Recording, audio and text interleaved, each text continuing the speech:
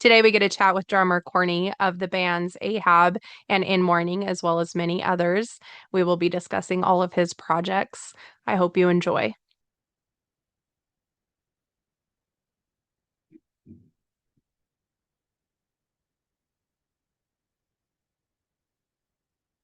Here we go.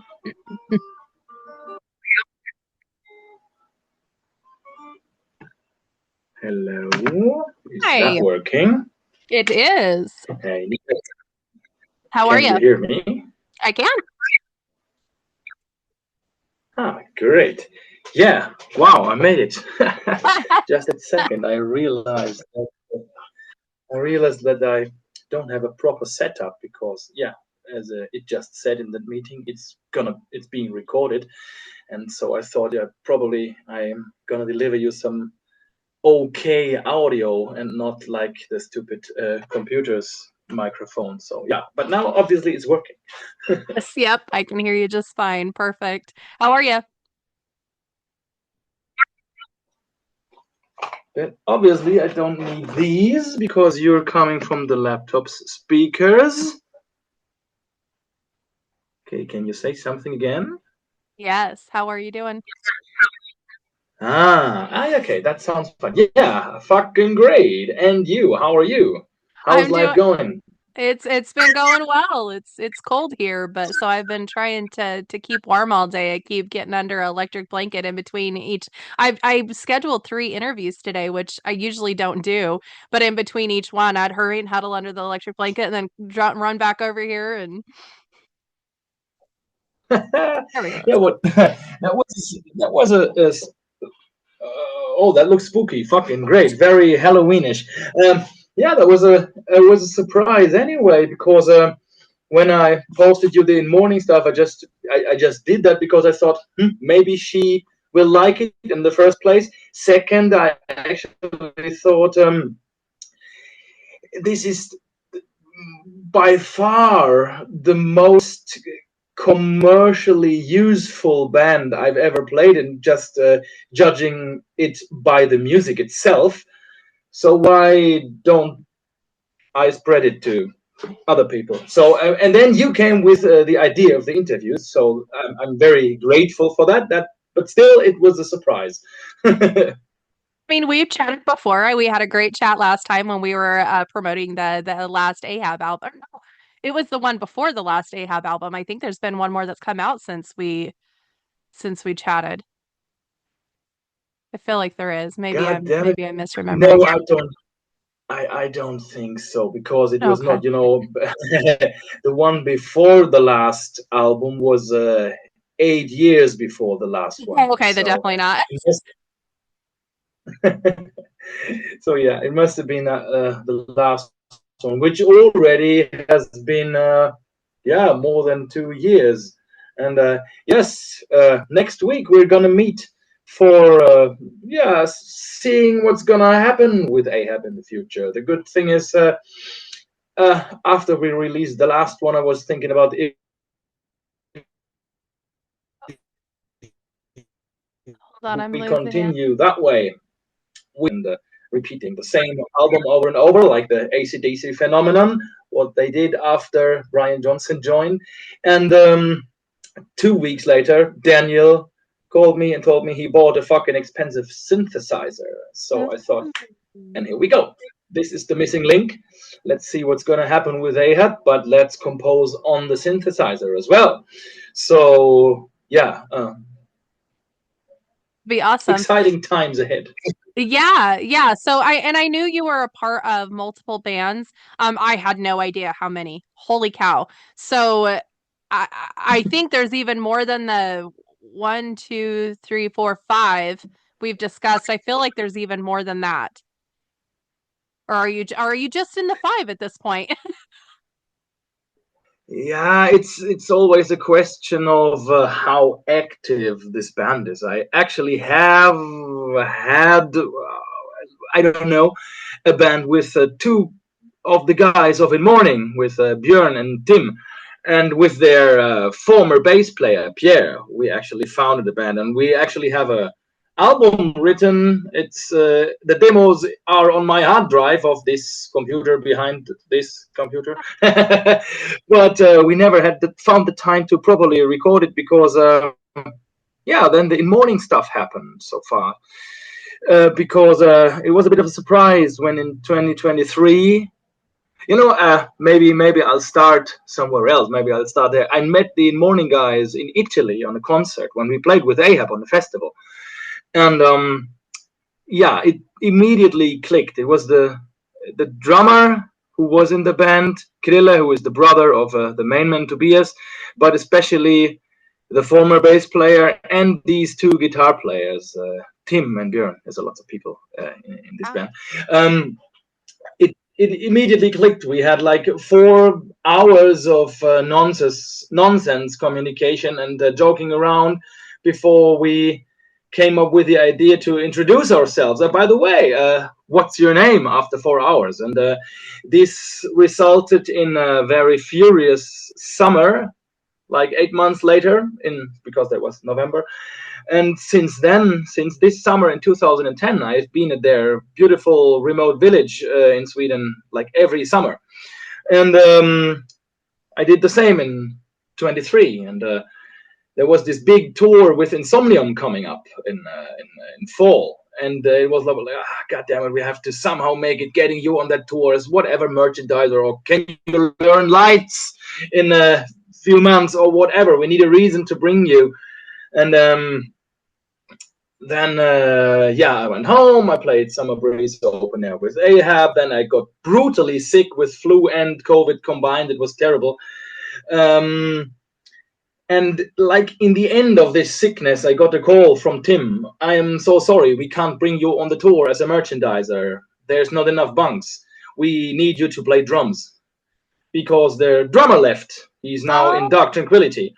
And yeah, I had some words, some weeks practice the set, and then I went with them on tour for 5 weeks. And the good coincidence here was that my wife actually asked me when I was so super sick, why don't you step a bit down from teaching and focus more on your music? And I was like, no, I'm not going to think about that. I'm going to do that right now. And then the call came with yeah, the tour. Then I called the music school and them, I'm quitting, goodbye. Oh and my that gosh. was it. Wow. That she's that supportive, because I mean it really takes a special kind of significant other to understand the demands that come with music. So that's wonderful that she not only is supportive but was encouraging of, especially because you're so busy, encouraging of it. Yeah, absolutely. It was like she was always like, when you come home from work, you're always in a bad mood. When you come home from rehearsing, you're always drunk or in a good mood. So why don't you do something else? And now I have a few students. It's okay. I'm making absolutely zero money, kind of, but I feel way better. I'm calmer, and yeah, today is probably a bad example, but I'm not so easily to upset anymore. I'm not exploding all the time. Right. I can't even imagine you being angry, let alone exploding, because you're always so like happy and smiling and laughing. And so I can't even imagine you angry. It's such a foreign idea. Meet me with dumb people surrounding. Well, unfortunately, that wouldn't take long, would it? Yeah, that is actually a very deep topic we're digging up here. 2 weeks ago we played in Oslo on a very, very great festival, and headliner for both of the nights was the almighty Yob from the United States. Yes. And I had a longer talk with their merchandiser, because our merchandiser wasn't with us, so I was selling merch for a long period, and I talked to her, and it was like, yeah, we are obviously in a very similar point in our lives, because she and we obviously manage to surround ourselves with good people, like most of the time. Yeah, I mean, you can't avoid to go shopping and stuff, but um, we obviously seem to be at peace with our personal surrounding and make our the main time we spend on this planet we are being surrounded by people who are actually cool. Yeah. So yeah, it's That's part of the metal there's world though. there comes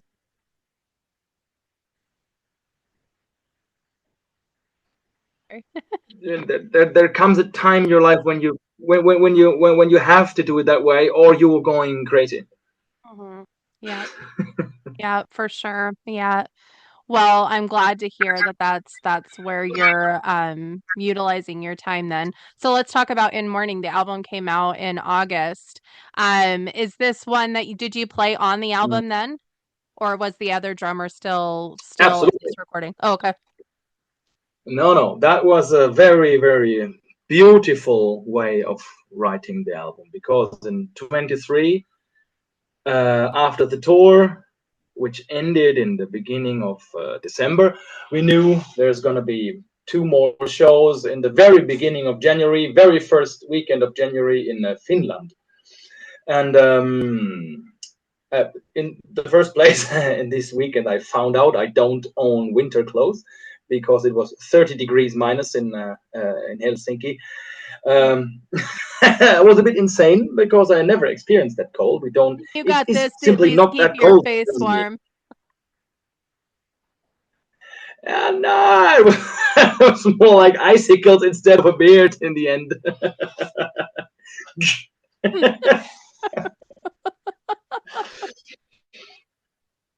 Yeah, but we had a car ride between those two cities, and in during this car ride, Tobias presented us ideas in the car. He took with him on the phone. It was like, oh well, new album. Okay, we're gonna do that. Cool. So after these two shows, he immediately started composing, and by summer we had demos of nearly all of the song. Yeah, I guess except for North Star, we had all the songs in the demo version by summer. And when I went on my summer vacation to Sweden, it was not so vacational. It was more like a worky or however you would call that.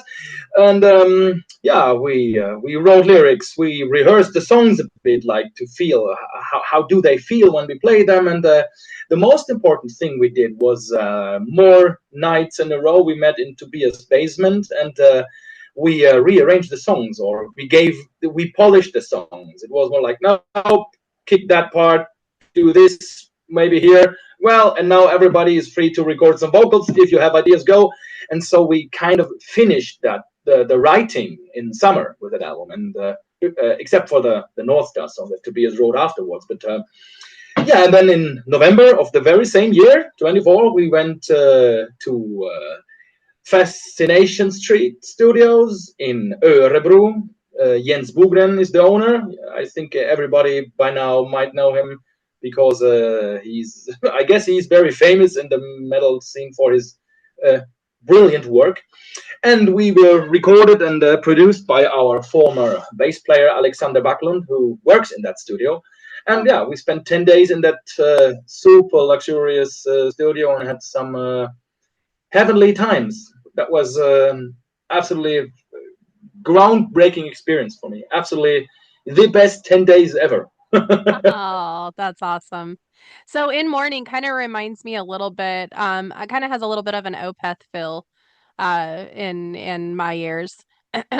So when you had mentioned that it was very different than what you have done before, I was not sure what to expect. And I love it. I think it's beautiful music. I like the mixture of each song having a different feel, having some different vocals, even different, I mean, drumming. Like you have some songs where you have a lot more space and some songs of where you're going, nonstop, which is what you're used to. Um, what do you feel, if anything, different between, because Ahab and Mourning, I'm assuming, are the two main biggest projects. What do you feel like has been the biggest difference in your playing with both of them? Ooh, everything. It can't be more different. Everything is absolutely different. From if it's just the drumming, I could uh, talk for 1 hour nonstop from now on and counting all the differences. But to make it short, it's a different bass drum pedal with extremely different settings for playing that stuff. It's a total different way of cymbal surroundings because in Ahab it can't be as big as possible, big enough, and more resonating for in Mourning. It has to be way more precise, and especially the right cymbal has to be more pingy and not so washy.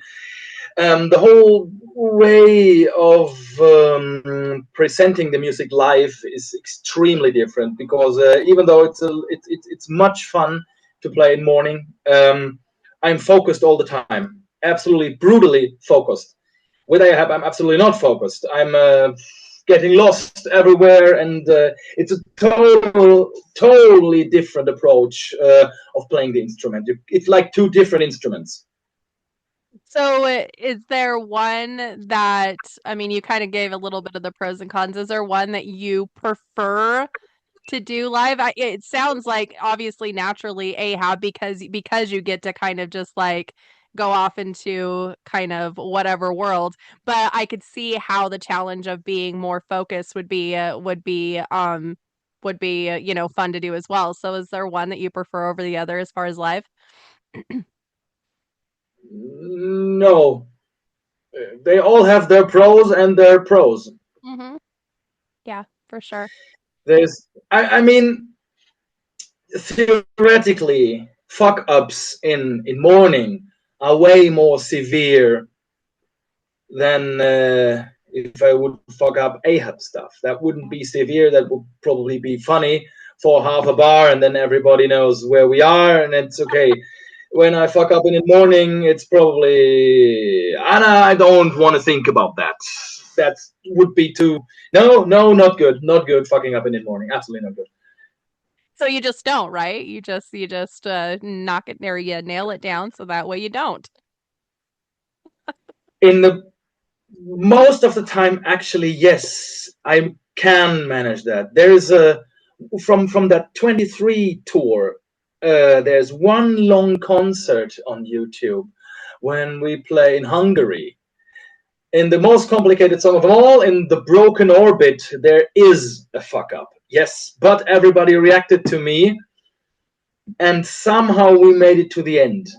But I that was for my excuse. That was one of the few days I was absolutely sick on that tour because if you go on a tour in like November, everybody will have it at least once in that bus.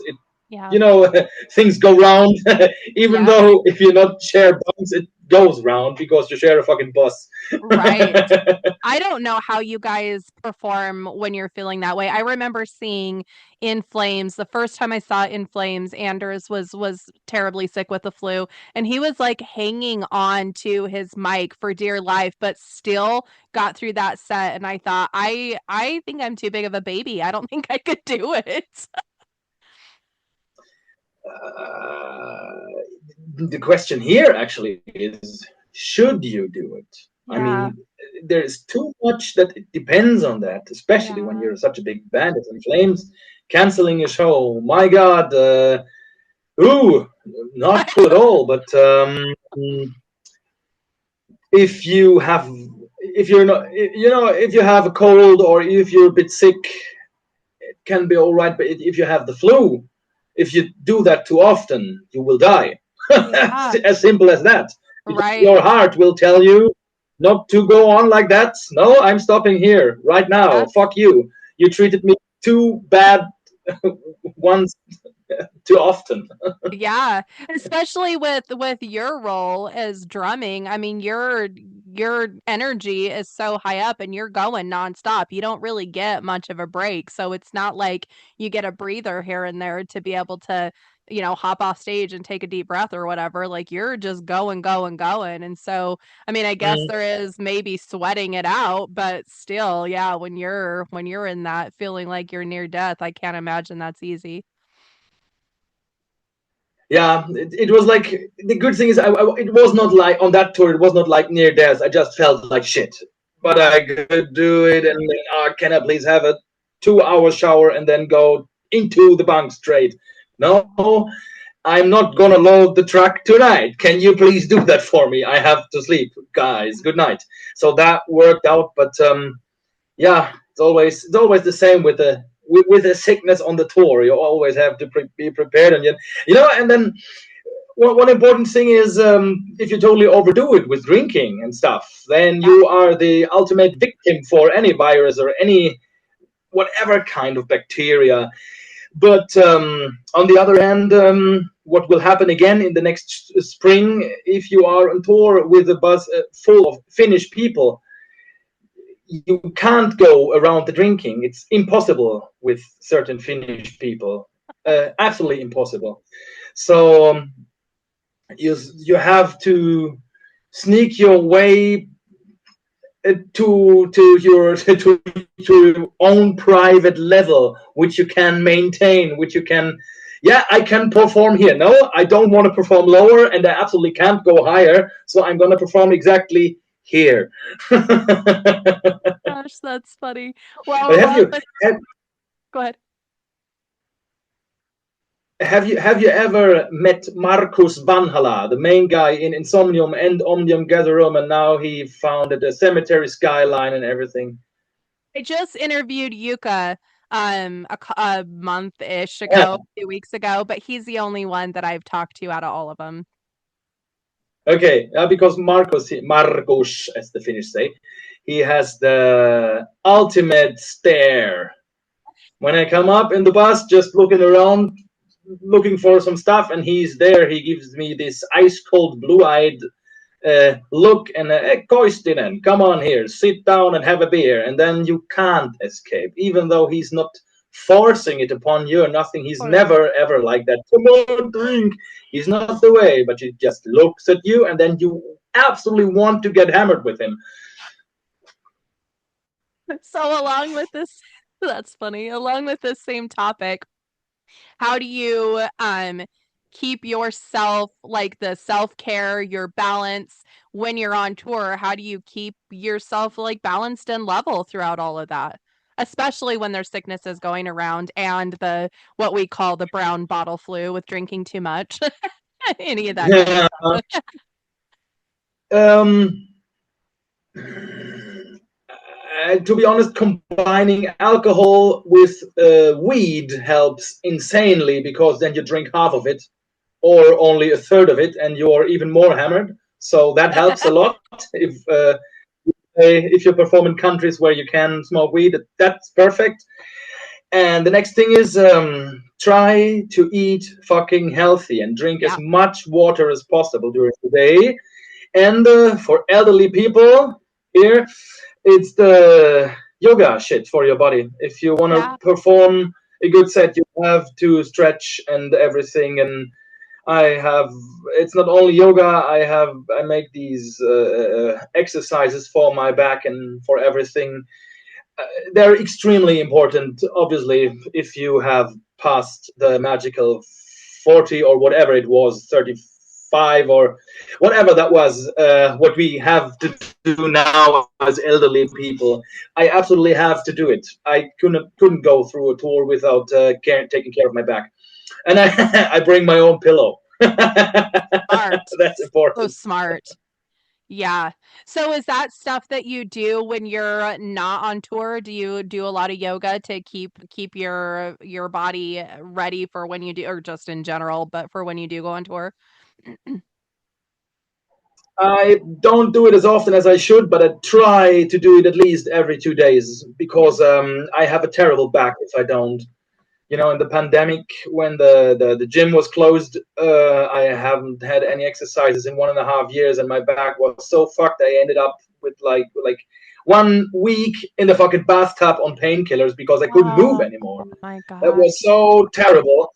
And then I absolutely understood. Okay, you are now that old that you absolutely cannot make it without working out. You will die of pain. You won't be able to do anything anymore. So, and by the way, I fucking hate sports. It's super boring. I hate sports, but I try to do it like kind of on a daily routine. It ends every week ends up like 4 out of 7 days or 3 out of 7 days a week, kind of ish. I do it. Yeah. Well, and then you had told me before that you recently had a child. I think you said in May. And so now you're picking up a child nonstop as well, bending over, picking up, which I'm sure is of course the most amazing and wonderful thing to be able to do, but also I'm sure is not super easy on your back as well. So I'm glad that you are at least taking some time while you're at home to exercise it as well so that way you can keep being able to pick up that little one. Yeah, it is like it's with her. It's actually finally not the back. I feel it in my hands because when I play drums like 3 hours a day, then I work out, and then actually the rest of the day my arms are used to rest. But then I don't rest. I carry a child, so yeah, it's more Gotcha. like I feel it here a bit, and I really try when I have it on her on my arms. I try not to use my hands and just the arms to, Yeah. but I'm figuring out what and how not. I will see Yes. if I will be the new child child carrying exercise pope with the best ideas ever of how to carry a child without harming your drumming hands. I don't know. Let's see. Might have to do some videos or some instructional uh yeah, videos or books or something on how to do that. So I'm sure like there's probably, and I think every parent goes through the, oh, I can't wait until they can walk, because then you don't have to carry as much, but then that becomes like a whole other a mess of work. But maybe in this Yeah, case, once she starts walking, or if she maybe she then already is, I don't we'll, know. then when she starts walking, I will have to cover all the LP shelves. That will be. I'm not gonna. I'm not gonna stand and see how she rips out my beloved LPs and destroys them on the floor.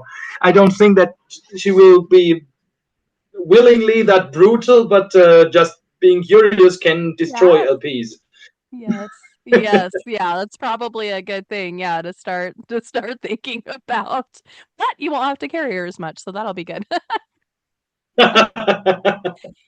You also had shown me some of the other bands that you're a part of. Fisted Mister is totally different than anything. I was shocked. I was like, this is so different than I would have even pictured. So for you, I didn't listen to a whole lot of it, but I got obviously a feel for the music.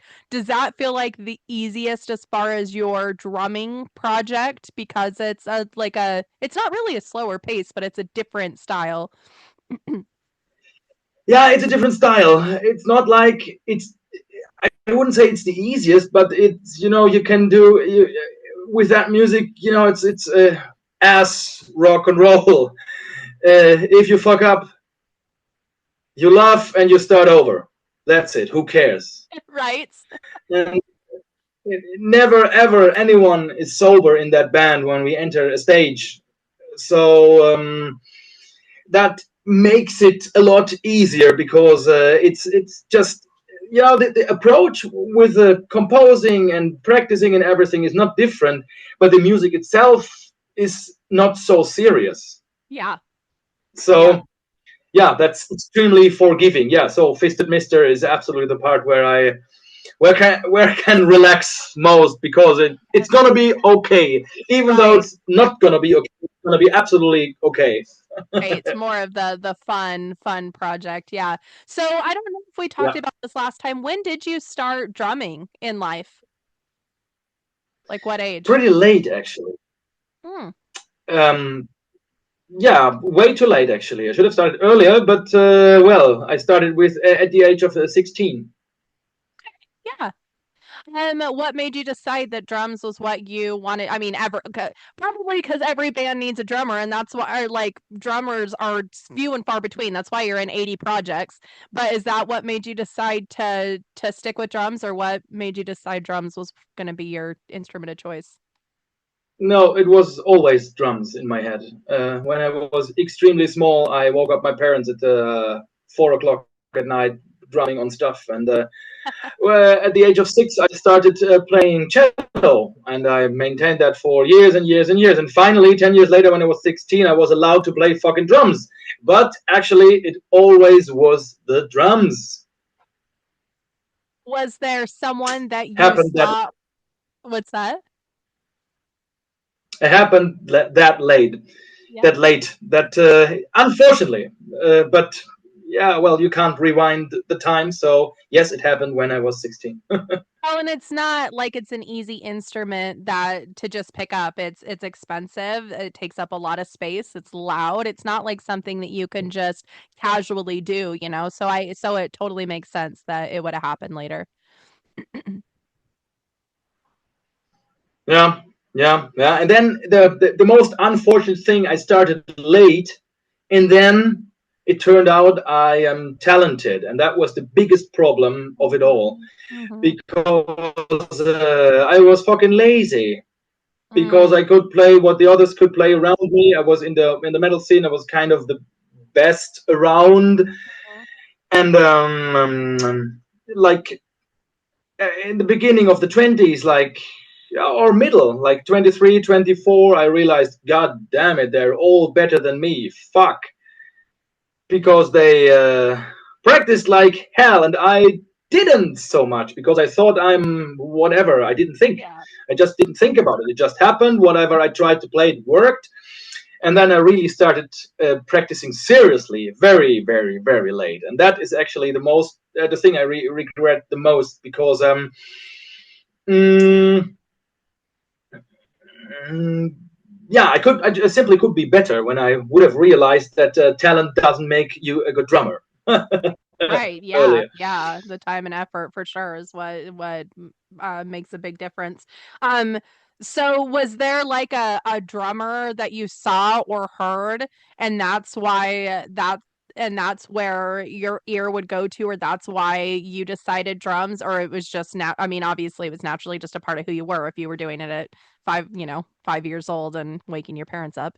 Um, but yeah, was there someone that you were like, I want to reach that level, or I just want to be like them? Hmm.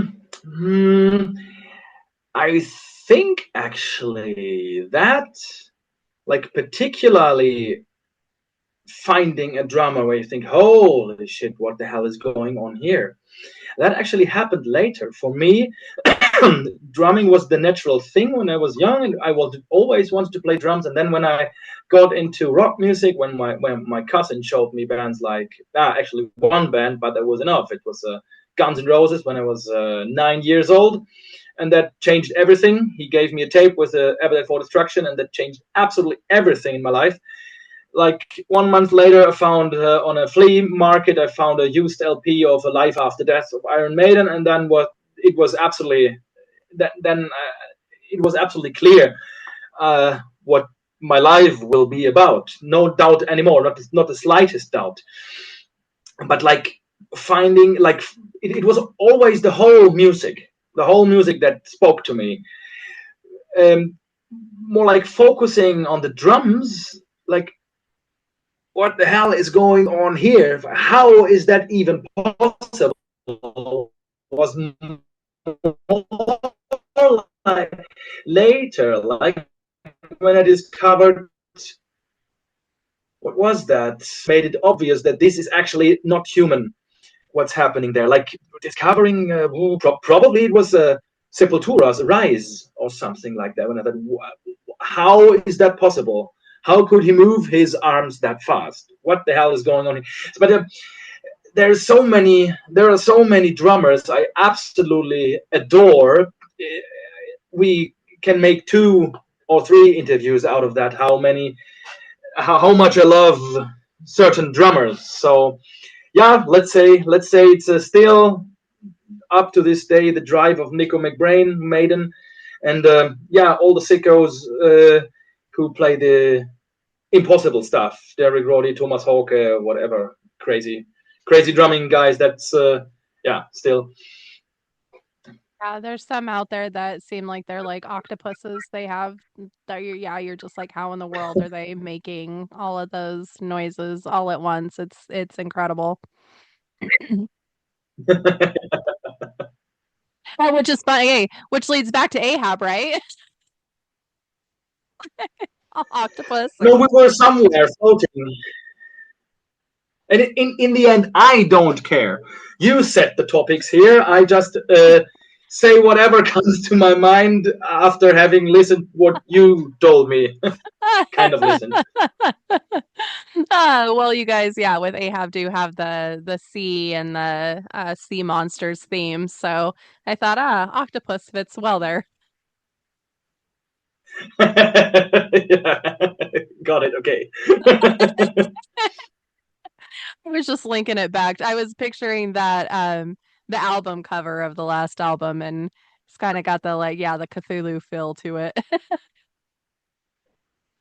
Yeah, I like that cover very much. I was a bit surprised. I didn't expect that it's going to be that dark, and I immediately loved it. I So do yeah, too. and a huge contrast again to all the previous albums. Like now we had the Giant with the bright colors, then we had the super colored boats of the Glencarrick, and now we have this kind of monochrome tomb. And yeah, that's again a reason why things will change on the next Ahab album, because we all realized if we continue like that, we're gonna repeat ourselves. So we're not gonna change the style of the music. Absolutely not. It will be dark and heavy and absolute doom, but we will have more and more different ingredients in the future. Awesome. Yeah, like you said, the synth in there too. And then within Mourning, that album cover is so beautiful. Obviously a totally different feel of music and of imagery. Do you happen to know like anything about the artist or where that album cover came from? No, I don't know anything about the artist. I even forgot the name because our guitar player Björn, he's very good at this optical stuff, and he picked that artist. But the idea behind the cover, that was our idea we had during this magical summer when we arranged the album and wrote lyrics. So the cranes. Song of the cranes, blah blah, cranes here, cranes there. The topic, what the bird, that crane, what it means. Sometimes in mythologies or generally, that yeah, there's a reason why there's this crane on the cover. Okay. It's cool. That's cool. Yeah, And it's a go ahead. now, I was just thinking if I could go deeper into that right now, but it's been such, because we had really intense talks. We were lying on the floor of Björn's studio and talking about these things for hours and hours in that summer. But in the end, I think if I would start reading the lyrics, everything would come back, why we would have this on the cover and why the crane and this that. But right now it's so far away already. Yeah. I probably could not go so much deeper into it. But if you Google what the crane means for mythology XYZ, you will get a picture, because we read stuff about cranes, the like not the animal but the mythological yeah, entity or whatever. So, and that contributed a lot to the crane topic. That doesn't surprise me that there's some thought-provoking stuff behind that. I really like the video. I watched a few of the video. I watched quite a few of the videos actually on YouTube. And even just like the live sessions, it there's such a like a purity there that you can tell that it's not just people playing the songs and jamming, that there's like a real community and sense of brotherhood and just a purity with the music in itself. And I'm doing a terrible job of it at explaining it because I don't even know for sure how to put it into words. But I was very captivated by the videos, and that's the only thing I can come up with is that you almost feel like you're there, and that's pretty amazing to be able to do when it's just people up there playing. So that doesn't surprise me that there's a lot of thought-provoking stuff behind it. Hmm.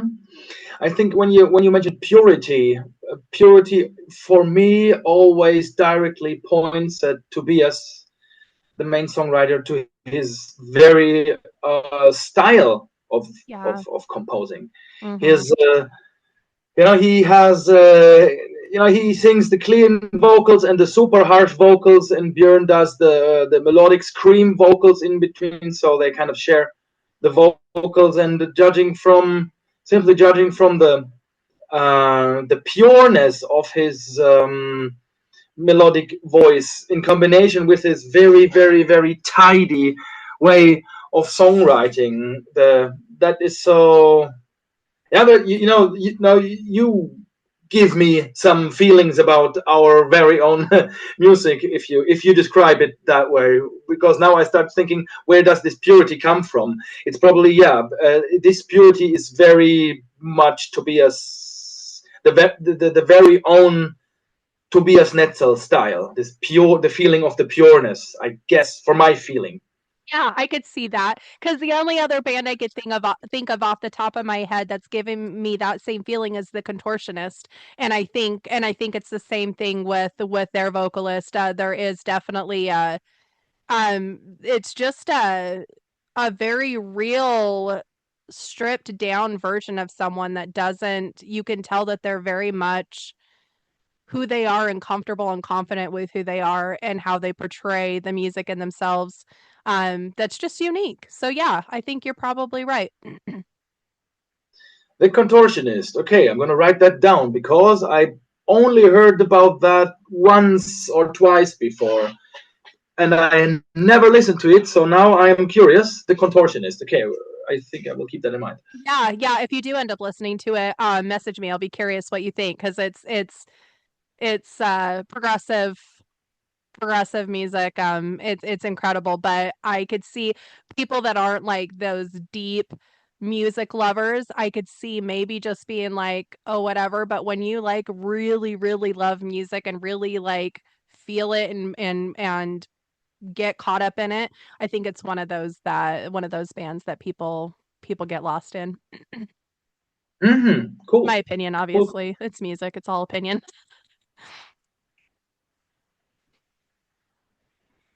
Yeah, opinions which come from tastes, which come from expertise. Because if you listen something to death, you become an expert of that in your very own way. So For yeah, sure. it's more. It's not only opinion. If music Yeah. would be only opinion, then oh my god, I think this kind of music exists. Yeah, but I don't want to listen to it. Music Right, that is that's very just true. opinion. That's very true. Now, are you guys planning on I saw that you guys are gonna be touring with In Mourning, but it doesn't look like it's gonna be in the States. Do you know if you guys are planning a North American tour at any time? And now we're gonna play 70,000 tons of metal in the beginning of the next year. Okay. That's Mhm. what we're gonna do. But that's obviously not on the mainland. So and just for the book, this is not my way of playing. For moralist point of view, I wouldn't have said yes, but everybody else said yes. So and what are we gonna do? Bring a different drummer for one show, and next week, the week after, the European tour starts? Probably not. Then I'm coming, and it's gonna be fun anyway. Um, but when we played Maryland Death Fest with Ahab last year, we were a little bit surprised, like how much more expensive the visa became, Yeah. like directly after. For for Maryland Death Fest, every musician in Ahab paid like $400 or something like that, and a few weeks after it was raised to thousands of, like, Oh even my three gosh. thousand, 2,000, 4,000. Oh, So if as long as we are not as big as In Flames or Dark Tranquility or whatever, I think we just simply cannot afford to play the Yeah. States. At least Yeah. at now. I don't know if something's going to change in the future, but let's think about Canada. Right? Yeah. Yeah. Yeah. That's not that far for us to travel to. Yeah, I I hear that a lot and I totally understand. I hate that that's where the direction has gone and I hope that it changes again because obviously we want the music over here too and thankfully we still get to listen to it and I still get to chat with you even though we are in different countries, but it's such a disservice to musicians and to fans that it's become so expensive. So I just hope upon hope that it reverses again and we can get some of you guys back over here. Yeah, would be absolutely awesome. It's like I only had two shows so far in the States, which was last year with playing in Brooklyn and on the Maryland Death Fest open air, and it was so it was fucking great.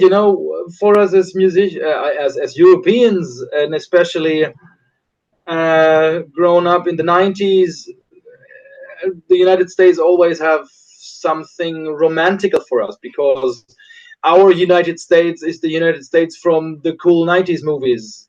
Probably not mention Terminators first, but I guess you get what I mean.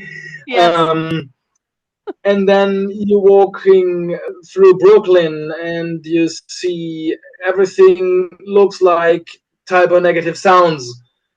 That's fucking romantical. A super Yeah. romantical thing for us because this is the US in our brains meets the real US, and so it would be absolute dream to come over one day.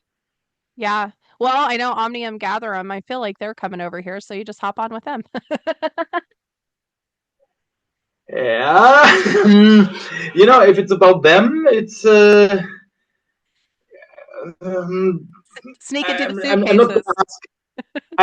I'm not gonna ask Marcos because they're doing us favor here, favor there, favor there, favor over here, and they're very good friends of us. And if he's gonna invite us, I'm the very first to scream on the top of my lungs, yes. Yeah. If he even has influence on any band that is with them on in the States, I don't even know how it Yeah. works with them and their Yeah. management and booking. Yeah, but I'm not gonna ask because he did so Yeah. much for us so far. We Yeah. should give something in return first before asking anything. All right. No, I totally get it. Well, I do. I mean, obviously, I love Ahab. I think this In Mourning is such a beautiful project. I'm so glad that you sent it to me because I wouldn't have heard it without you sending it. And so thank you for that because I have absolutely fallen in love with the music and with the album. And I'm excited that you're with them now, and I hope that continues because I would be surprised if you guys didn't end up coming over here at some point, even with as astronomically expensive as it is, because it is such great music. So I'm gonna cross my fingers and hope that that happens at some point. Yeah, I'm crossing here as well, Yeah. like hell, crossing like hell. Yeah, would be a dream.